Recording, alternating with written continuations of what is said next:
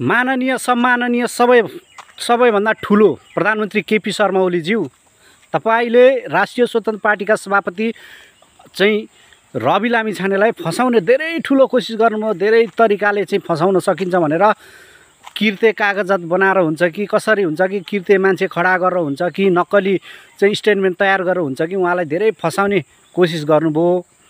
रै पनि रवि लामिछाने छुट्ने नै भए। अब के गर्छौ? अब कस्तो किर्ते कागजहरू बनाउँछौ त? अझै केही तिम्रो प्लान होला? अब रवि लामिछाने छुटे पछाडि अनि एमाले पनि देख्छ राष्ट्रिय स्वतन्त्र पार्टीको पावर।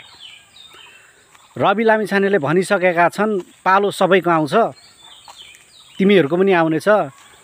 आज मेरो पालो हो भने कुनै दिन तिमीहरूको पालो पनि आउँछ। त्यतिखेर बुझ्नेछन् केटाहरूले राष्ट्रिय स्वतन्त्र पार्टी कस्तो पार्टी हो भनेर।